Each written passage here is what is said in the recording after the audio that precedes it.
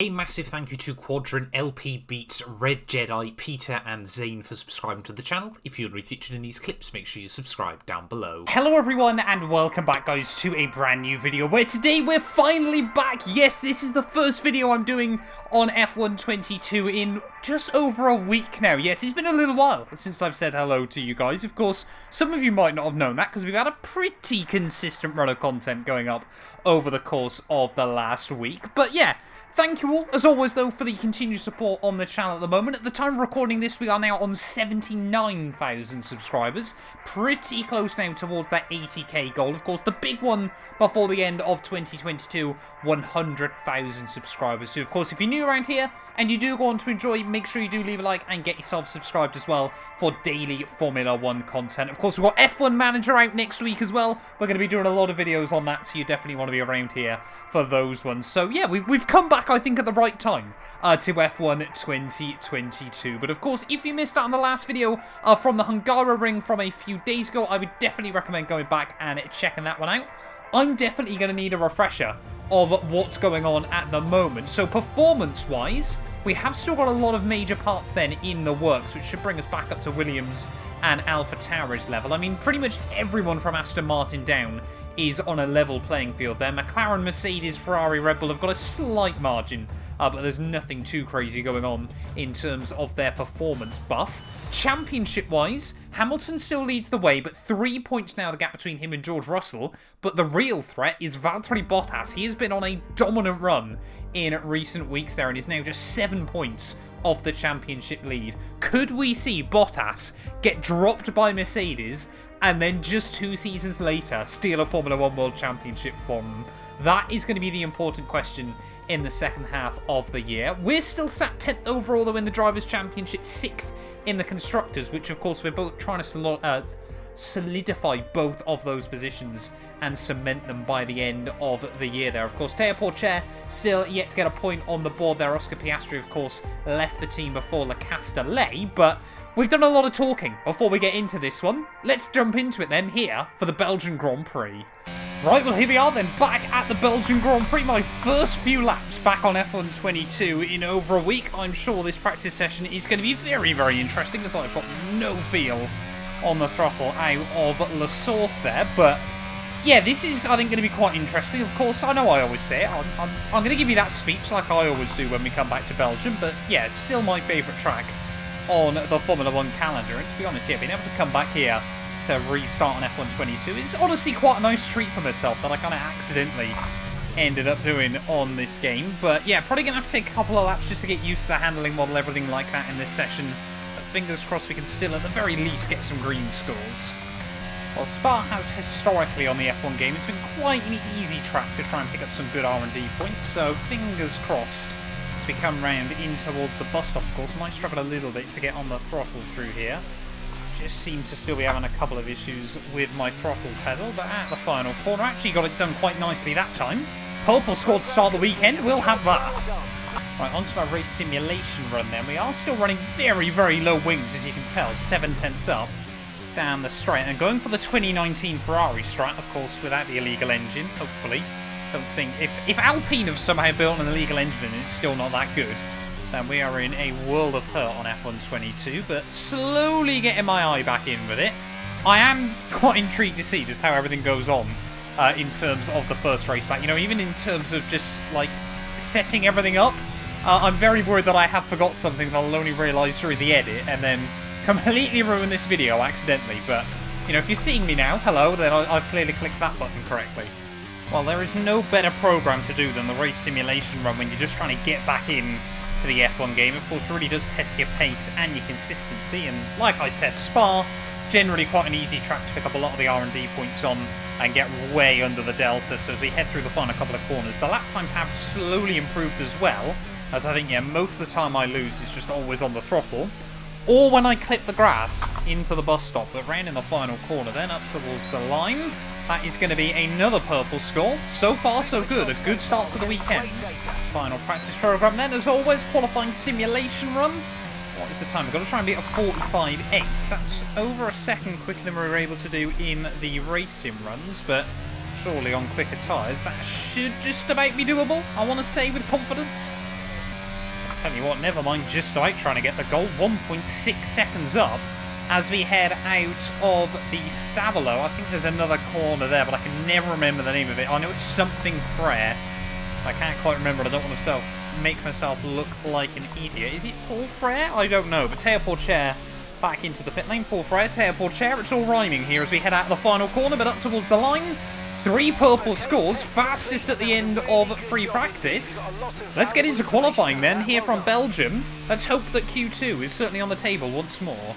Formula 1 is finally back in 2022, and now you can rep your favourite teams. Of course, using the F1 store, every team now has merch lineups available, whether you're an Aston Martin fan, a Williams fan, Mercedes, Ferrari, Red Bull, the choice is completely up to you. But yeah, check out the F1 merch store down below for all the official releases from all of the teams. And of course, as always, if you use our links as well, you massively help support the channel. So yeah, give it a look and see if there's anything you like.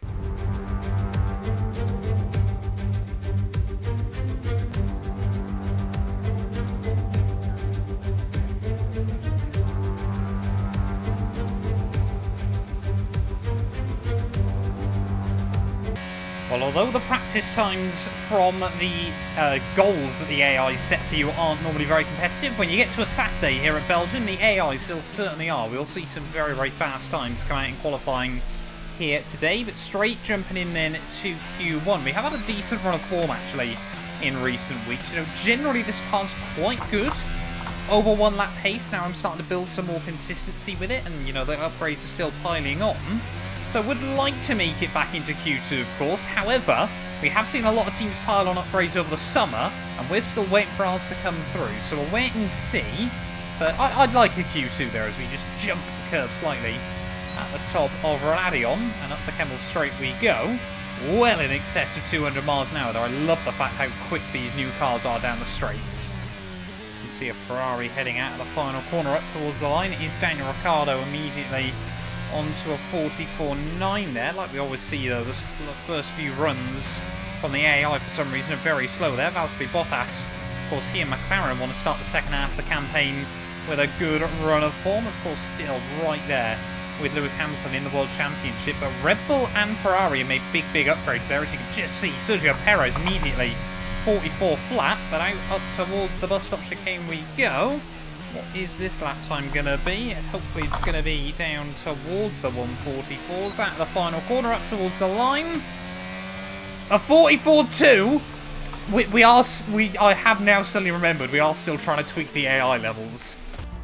Well, there we go then, end of Q1. It does look like a lot of cars did find more and more pace there as the session went on. Bottas fastest on a 43.5 ahead of Verstappen and Lewis Hamilton there. Kevin Magnussen in his Aston Martin though, up in P5. What a lap it is by the Dane there. But both of our cars making it back into Q2 there. Looks like it could be very, very close here in qualifying. I mean, Spa, we've still got 19 cars separated by 1.1 seconds there. That is insane.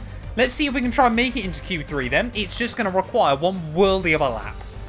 And into Q2 then, you can just see everyone else coming towards the end of their laps. I'm so sorry, Lewis Hamilton.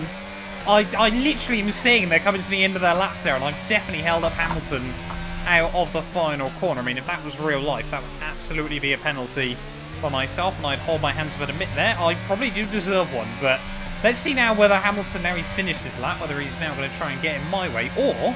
No, wait, I think he's just started one, so this might not be great then. Hamilton and I are about to trip over each other in qualifying. Yeah, he's still P16, so it must be both of us have gone out for a run here, so we need to try and stay ahead of the Merc as we head down in towards the Fanyas. No, it's not even the Fanyas chicane. It's a chicane at the top of the hill there, and we have absolutely bottled it. So Hamilton and I are now racing on our qualifying laps, and that's basically ruined both of them immediately. Forgot to mention, actually, in Q1, I have upped the front wing slightly here for qualifying, just so we've got a bit more front end throughout the entirety of the weekend. But so far, the rest of the lap's been pretty tidy. Hamilton's still right there, though, so certainly won't be a good representative for our fellow Brit. I'm sure he won't be happy with me, but, I mean, we're both trying to start a qualifying lap. It's his job to back out and find space if he's going to start it right under my gearbox, but through the final corners we go. Up towards the line. I'd be intrigued to see what the gap is between Hamilton and I out of the final corner. We still somehow do a 44.3 there. Hamilton goes 10th, I go 8th. And now we're going to play mind games, I suppose. Right, we'll try desperately to find ourselves a gap to slot into here, ready for our final qualifying run. Everyone else around us is on laps, but we are currently up in P9 still, just waiting to see who else does improve as we head out of the final corner. Trying to give ourselves a bit of space to Sergio Perez in front, but now we should get a rough idea of everyone that is improving just behind me as through turn 1 we go. Our best run off the corner. No one else has pushed us down out of the top 10 just yet. I'm still going to try and keep pushing though on this lap as we head up through Eau Rouge once more. As final cars come round then, it really is only going to be Yuki Tsunoda that might be able to push us down into 10th place. And I reckon we made it into Q3 then. Here in Spa, Tsunoda doesn't even improve. Is it even worth doing the rest of this lap? We've already made it through. I reckon, yeah, we may as well bail out. We know we got another 3/10 in the pocket. Well, there we go then, the end of Q2, and Max Verstappen finding even more pace in his Red Bull there. Sergio Perez almost matching him as well. Bottas P3 ahead of Charles Leclerc, but we make it through into Q3 there alongside Yuki Tsunoda. Both AlphaTauri's in. Alpine are probably a bit gutted there. Sainz made it through, but Ocon didn't. But I mean, we were only 2/10 away ahead of Teo Porcher, but can we try and push this thing any higher up the order? I mean, we might be able to get towards Gasly and Sainz's level. Let's do it. Right, Q3 then, here from Spa-Francorchamps, and if ever you want to try and get a lap dialed in, this is certainly a track you want to do it at. It's just so satisfying when you get a lap hooked up round here, but Spa is doing what Spa does best, and that is potentially throwing up some tricky conditions right at the end of qualifying. There, Atlas really nicely applied the throttle as we plunge down in towards Eau Rouge there. You just feel the car decompress underneath you as you rise up the other side there, and of course just through the kink, activate the DRS, you see all the fans on the left hand side as you absolutely send it up the Kemmel Straight there. You never realise how steep it is until you see it in person. 50 metre board, 4th gear, attack the curbs through the second part there, and then again through the 3rd. When you try and roll onto that curb on the exit, it will drag you around the corner, braking just at the curbing as you head down in towards the hairpin, and then down in through No Name you go. 4th gear again through there, trying again lean on the exit curb, then now down into one of the fastest corners of the lap P1, and to take it in 7th gear. Oh, a little bit wide there that time round. That's not one to write home about. George Russell already down though into the 43.9s, so fingers crossed we can get a bit closer to him as we take it through the Fania chicane there. 4th gear on the first part, 5th gear on the exit to carry the speed. So far this lap's going to be a write-off. Well done, Matt. That's a very, very weird place to bin it. And now it's a one-shot qualifying session. Looks like it was just a bit of fog covering up the circuit for a lap or so there, but 25 seconds left on the clock. We got to now make it count here around the Belgian Grand Prix. Of course, try and take the wide line through the final corner. Everyone else coming to the end of their run. We are just about to start ours though, and hopefully no one is going to get out of the way then. Nice throttle application as we head up in towards turn 1. La Source got to really focus on getting a good exit there. Don't meet the apex, but that's not actually the end of the world there. If you can straighten up the car on the exit quite early, you can really just gain back all the time as you head back down through Eau Rouge and Rally. We might be trying to really sweat out the second part of this lap, but of course the first sector not too intensive, as again you activate the DRS, wave to pretty much just the orange army on the left hand side. Then we'll pretend it's for 2 into Motorsport, and our orange car, I'll try to check it in, taking a bit too much curb through there, but getting away with it, and then again try and use all of the exit curb. We've got to make this lap happen, we're just really focusing at the moment. Tip it through. Left it in 5th gear, a bit too late there, but we get the car slowed down still. Try to just keep it on the right hand side. It's down into P1. Definitely going to need 6th gear this time around. There's take a nice bit of curb on the exit, and then all the way back into 8, nearly 200 miles an hour as you head down in towards the next chicane there. Oh, took a bit too much curb on the way in, but you can really attack the curbs through the second part. Make sure we don't loop it round through here like we did last time, and that was good. Really using the curb in on the exit of Stavolo as now you head back up the hill in towards Blanchemont. Not really, of course, a challenge in a modern day Formula 1 car. Again, they've just got so much grip, so much downforce that, I mean, you just flick it in and you're not really having to try through there. Bus stop chicane though, final 2 corners of the lap, braking at the 100 metre board, trying not to lock up, clip the apex through the first part, clip the apex through the second, up towards the line, trying to apply the throttle over the bump, and that's going to be a 43.8. It's P7. on the grid. That lap, I feel, is deserved. Well, there we go then, the end of qualifying for the Belgian Grand Prix, and Lando Norris, of course, got Belgian roots as well, lining up on pole position there, the only man into the 142s, but I thought P7 we'd jump the Alpha Tauris and Carlos Sainz there. Sainz in his Alpine goes P3 at the end of qualifying there, a fantastic effort from the Spaniard there. It's only Charles Leclerc and Lando that get in front of him, but Sergio Perez, Max Verstappen 5th and 6th there. George Russell down in P9. Hamilton, I didn't even notice, didn't make it into Q3. We're in for a cracking Belgian Grand Prix. Let's get it. This channel is proudly sponsored by Bybit, the official crypto partner of Red Bull's Formula 1 team. I've been using their platform for my personal crypto savings over the last few months, and when they got in touch to support the channel, I was super excited. Currently, they're offering you guys a special new promo for the first 100 of you to deposit $10 or more onto the platform. You'll get another $10 free. Also, 5 lucky winners will get their initial deposit doubled up to $1,000. That means if you deposited $1,000 onto the platform using my codes below, you could be within a chance to get another $1,000 completely free. We've seen the landscape around crypto drastically change over the last couple of years, and I genuinely believe it holds an important place in our future. However, please be careful as always when trading, as you are liable to lose money. But if you're interested and you're 18 or older, click the link down below to get started and see why Red Bull and myself, as well as thousands of others, trust Bybit as their crypto. We're in Belgium once again for today's round of the Formula 1 World Championship. It's a race that the great Ayrton Senna won 6 times, and in 2019, Charles Leclerc became the first driver to take their maiden win here since Michael Schumacher back in 1992. So here we are once again, ready to go racing through the Ardennes forest. 4.35 miles of long straights, fast corners and massive elevation changes.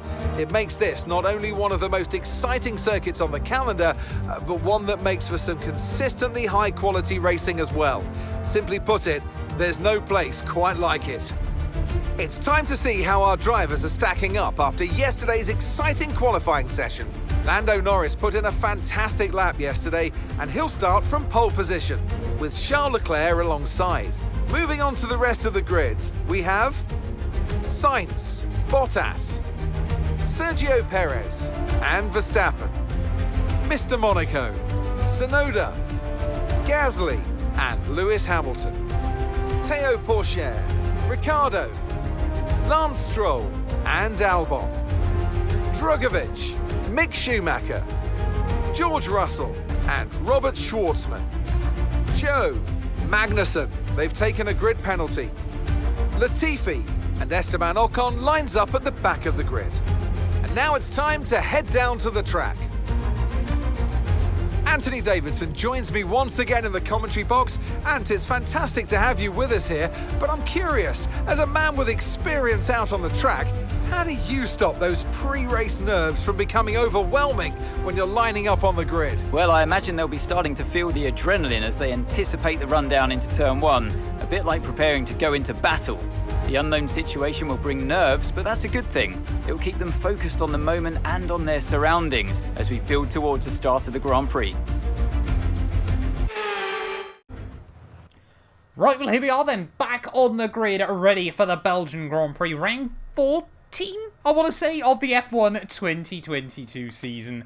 And yeah, really looking forward to jumping into this one today. Gonna put a little bit of extra spare fuel in. You know, we learnt that mistake last time around at Hungary, so definitely don't want to do that again here today.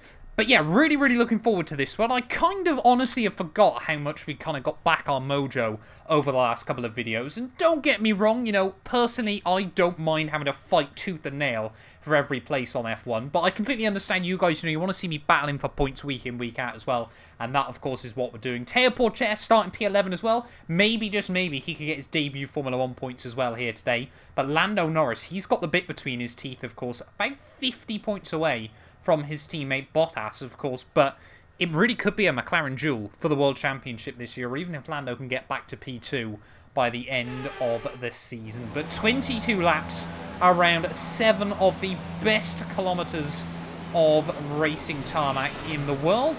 as long as I actually make sure I don't stall the car. I cannot wait to get back on F122 today. It feels good to be back. I know for you guys, I never really left, but it's a weird feeling.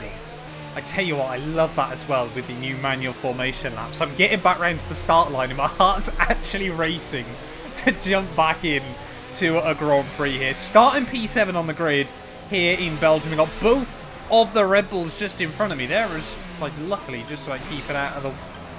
Don't do that, Matt, please. Not on our return. Can we try and get a purple score? Make sure we get it all lined up.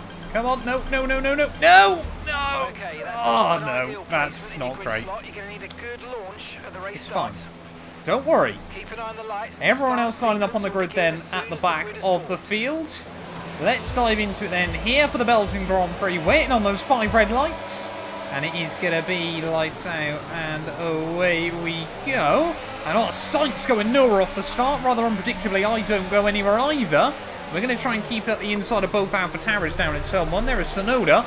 Desperately tries not to make contact with the golden boy Max Verstappen there as both AlphaTauris get the jump on me off the start. Hamilton, who of course we certainly weren't best friends with during qualifying there, side by side up through a rouge as I get incredible amounts of understeer there. Hamilton's clearly got an issue because he's gone very, very slow off the corner. Teo Pourchaire up into P10 and look at the speed Pourchaire's got on me as we head up the Camel Straight there. Hamilton, I think, might be out of the Grand Prix already. What happened to Lewis?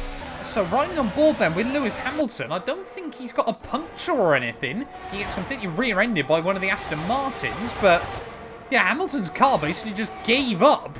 That's incredibly early in a race for that to happen. To be honest though, I'm quite surprised, despite that, the fact that no one else sorry, there hasn't even been a safety car though off the start of the Grand Prix. Of course, that is championship leader Lewis Hamilton out after just 4 corners of the Belgian Grand Prix then. Not too sure, like I said, what happened to him, as I mean, we're still side by side. Is that Tsunoda trying to look around the outside of Verstappen at Pouon?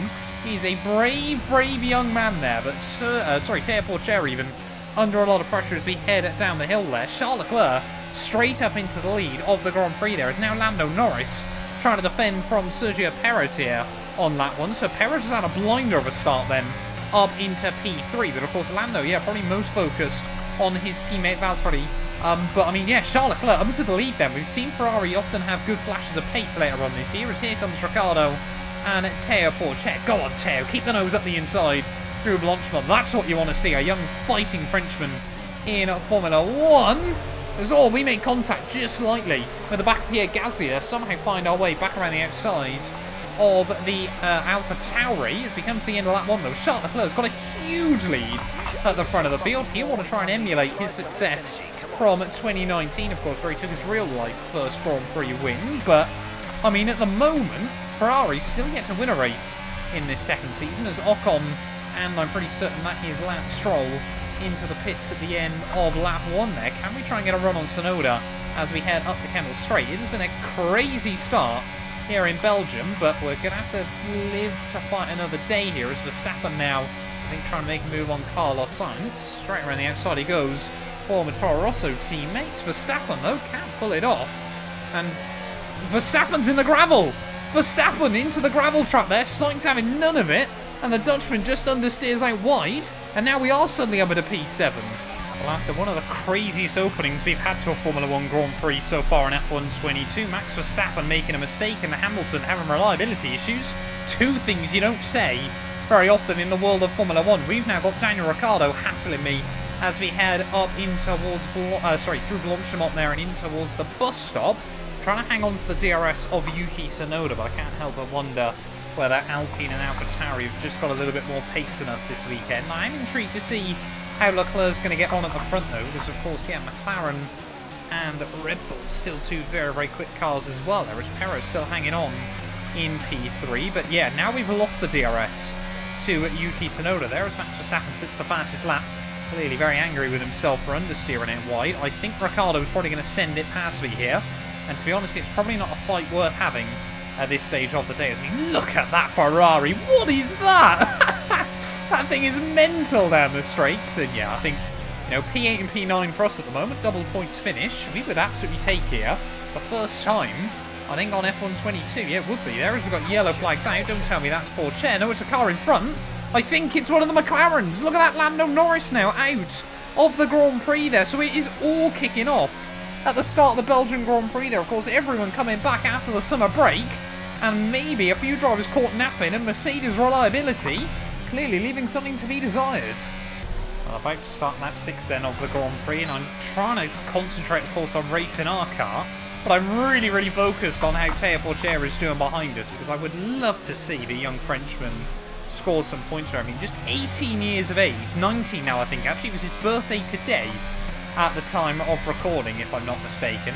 He's jumped into that second car at such short notice and immediately been very, very strong on the pace there. Not far away from myself in qualifying and not far away from points at the French Grand Prix either. Of course, his first race ever in an F1 car, and he's currently just trying to hang on ahead of Pierre Gasly. Luckily, their little tussle is giving myself and Ricciardo quite a big gap to the cars behind, as I don't want to Verstappen it. But look at that, Pourchaire. He's not going to back out of it there. It's the two Frenchmen side by side down through the next couple of corners. I think he has now had to back out of it, but go on, Théo. Well, I was, for quite a while there, a rather proud mother hen it felt like for Théo Pourchaire, but I think the AlphaTauri, Pierre Gasly, is actually rather quick here. It's kind of been a bit hidden so far this weekend, of course. Sonoda still sat in the DRS there, but I don't really able to keep up with him because we've got Ricciardo in the middle. Team want to see him in a couple of laps, but yeah, Pourchaire is just dropping outside of the DRS range from Pierre Gasly, so I'm worried he's going to be more and more vulnerable to the cars behind. Like I said, I just want to see him score points. That's really what I want from young Théo Pourchaire, but I'm not going to hold my breath at the moment. His drive certainly doesn't depend on it by any means, but I'm just not convinced.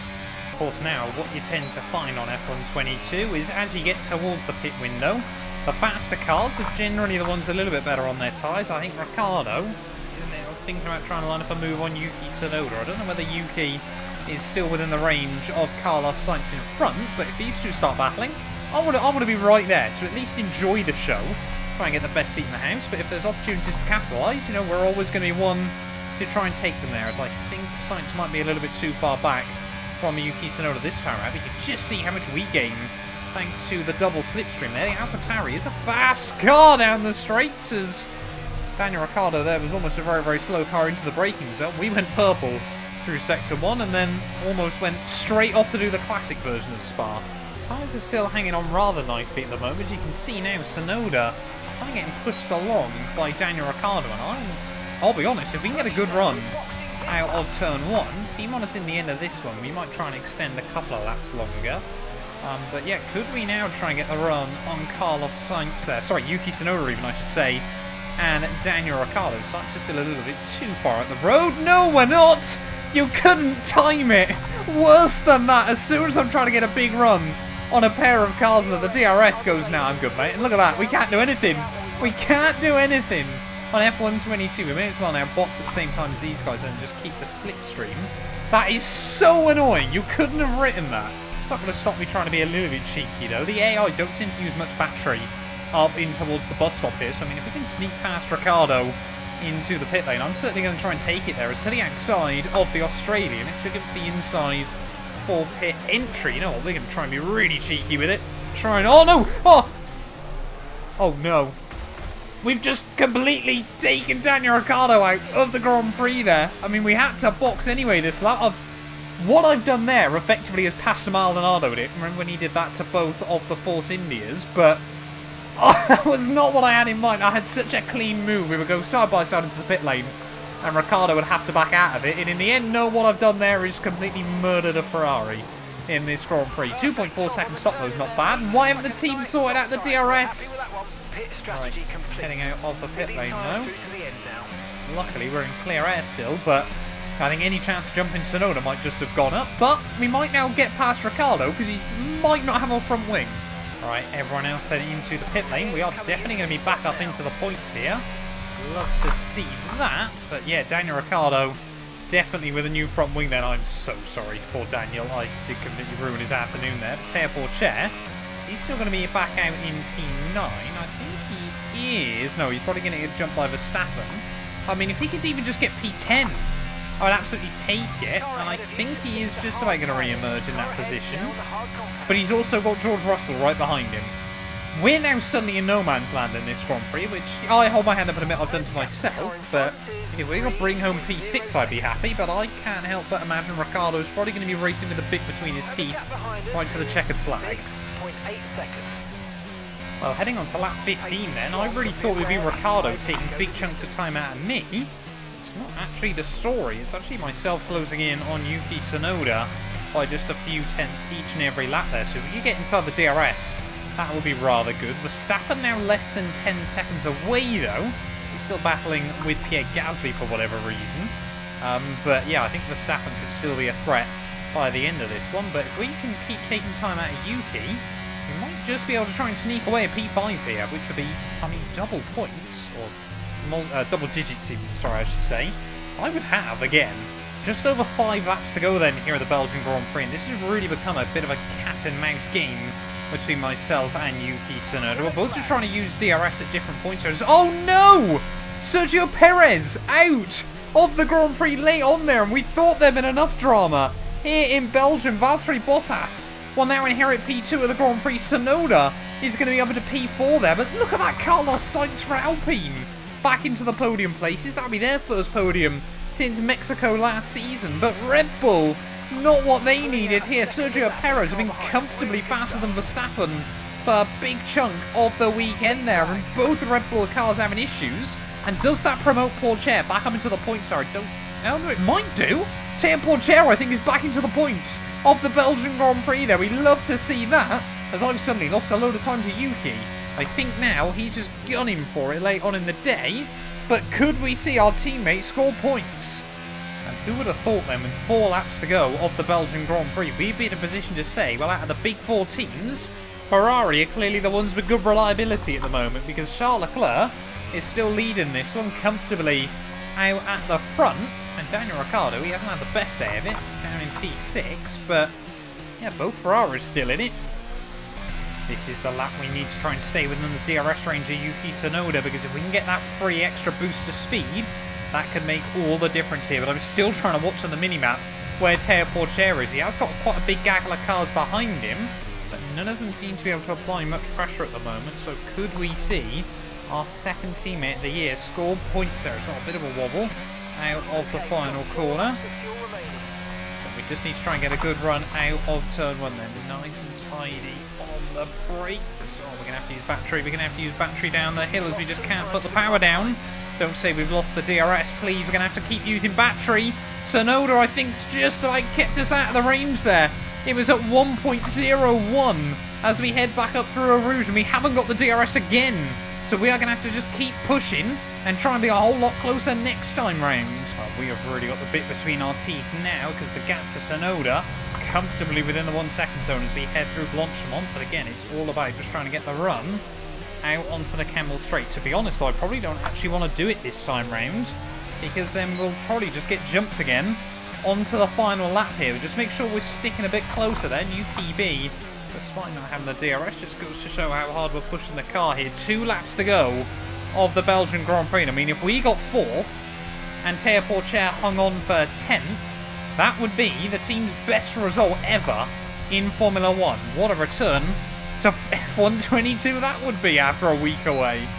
Well, getting towards the start then of the final lap here of the Belgian Grand Prix, and we have just been cool, calm and calculated, trying to close up this gap to Yuki Tsunoda in the second half of the afternoon here. You know, even when we have made those little mistakes, we've made sure it hasn't gotten in our heads, and we've just been able to reel him in lap after lap. There is Valtteri Bottas' new fastest lap of the Grand Prix. But of course now the goal is just get right under Tsunoda's gearbox as we head out of turn 1. Of course, 4th place for him would match his best result from Abu Dhabi 2021. Can't remember really what happened in that Grand Prix off the top of my head, but Yuki Tsunoda, can we try and get the power down out of turn 1 there? A little bit of wheel spin on the exit, but I'm sure the AlphaTauri is absolutely going to chuck everything at this as we head up through Eau Rouge and Rayon. So I think what might be safe to do is keep depleting the battery. If we can just stick close to him around the rest of the lap, we might be able to get a run out of Stavolo. That's where the AlphaTauri has been considerably weak there. They are running such a low downforce setup this weekend. And of course, the 2 extra clicks of front wing we gave it, ready for qualifying, has been an absolute lifesaver here. As you can just see, we're able to position the car so much more comfortably than Tsunoda there. I mean, we'll break it later into the corner and still getting the car closer to the apex as we head through Malmedy. As we head down the hill, though, through No Name, in towards Puon for the final time. This is just one corner where the AI, I mean, look at that. Catastrophic understeer through there, but we need to try and stick close to Yuki as we head through the Fanya chicane here on the last lap of this Grand Prix. Has the AlphaTauri top end speed just about giving him enough there? That is a horrible line through the Fanya chicane, but can we stay close enough? We're going to use all the curb as we head through Stavolo. Can we still get a run up towards the final couple of corners here? Charles Leclerc will come through once more to win the Belgian Grand Prix. Ferrari's first race victory of Season 2 of this career mode after winning the world title last season. But look at that Tsunoda. He's having to save battery in towards the final corner, but we just cannot get close enough to Yuki Tsunoda. Through the final couple of corners we go. Teo Porcher is going to score his first points in Formula 1 as well. It's a feel-good day for everyone. Okay, pick up rubber and bring it home.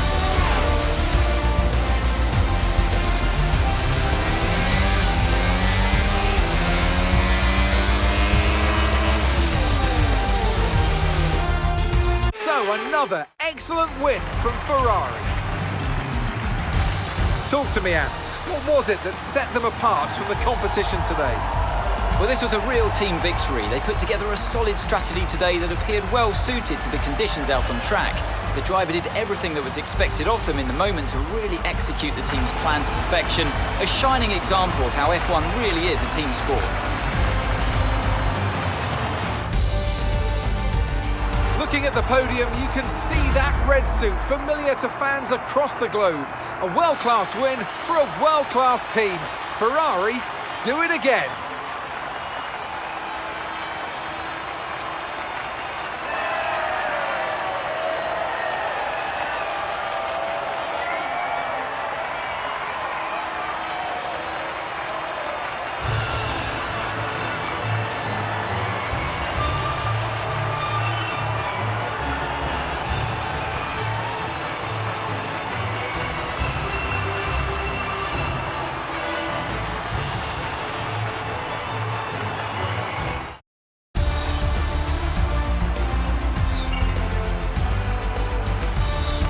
Let's see how the driver standings have changed.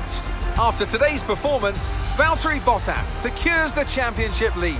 Let's focus on the driver of the day, Anthony Davidson. Who do you pick? There's a few contenders, but George Russell definitely stood out, I think. A really solid drive from him today, and one I'm sure the fans enjoyed. Let's move on to the constructors. It was a tough race for our championship leaders, who lose ground at the top of the table. Meanwhile, good work from Aston Martin this weekend, who pushed themselves further up the order. And with that, we wrap up another weekend of motorsport action. But with more races lined up, be sure to join us when we come back with more Formula 1. Well, there we are then, the end of the Belgian Grand Prix. And it is Charles Leclerc, finally the Monegasque reigning world champion, gets a win on the board. Ferrari really have just dropped the ball so far in Season 2. But it looks like they're on their way back up towards the front. And Charles Leclerc is always going to be a man that can capitalise on that. Bottas P2 ahead of Sainz, yeah, after the miraculous P3 in qualifying. He hung on for it in the race there. Brilliant job done by the Spaniard there. Yuki Tsunoda P4 ahead of myself there with, yeah, another P5. Love to see it after the Belgian GP. Ricardo, Verstappen, Russell, Gasly and Teo Porcher. He's got some points on the board. You love it. You absolutely love it there. But I mean, look at that. 8 cars from 7 different teams inside the top 8 there at the end of the day. Goes to show just how unpredictable this F1 season is at the moment. Only AlphaTauri ourselves and Ferrari got both cars into the points there. But Perez, Norris and Hamilton, 3 big hitters out of the Belgian Grand Prix there. Championship-wise, though, it does mean, like we heard, Bottas now up into the lead of the Drivers' Championship. George Russell now jumps Lewis Hamilton as well. They're 1 point between them. But, I mean, Charles Leclerc's only 49 points away. I'm not saying it's likely, but if Ferrari really have got a car that can fight in the second half of the year, could Charles Leclerc suddenly come back for his second Formula 1 World Championship there? Lando still P5 ahead of Daniel Ricciardo. We're still 10th, but closing in on Perez and Verstappen there. I mean, Sainz, yeah, back ahead of both Red Bulls. Teo Porcher, of course, with his first point of the year, now tied with Oscar Piastri up into P19. Maybe a couple more points for him could bump him, up towards Lance Stroll levels by the end of the year. And big points for Yuki Tsunoda as he gets his first proper haul. In fact, that's his first points of the year there. Yuki Tsunoda, no points up to now, and suddenly walks away with a P4. Constructors-wise, though, Mercedes still lead the way, 45 ahead of McLaren. AlphaTauri with that big weekend there, jump past Williams and Haas. We're still P6 at the moment, though, and I think, yeah, like I said, just going to try and guarantee that by the end of the year. But thank you all so much for watching this video. If you have enjoyed, please do make sure to leave a like and get yourself subscribed, and we will return tomorrow ready for the Dutch Grand Prix. You guys do not want to miss that. None of these videos would be possible without the help of our channel members, so a massive thank you to all of the names you see on your screens currently for helping support the channel. You can join them by clicking the join button down below, and yeah, thank you once again to everyone that continues all the insane support on my work.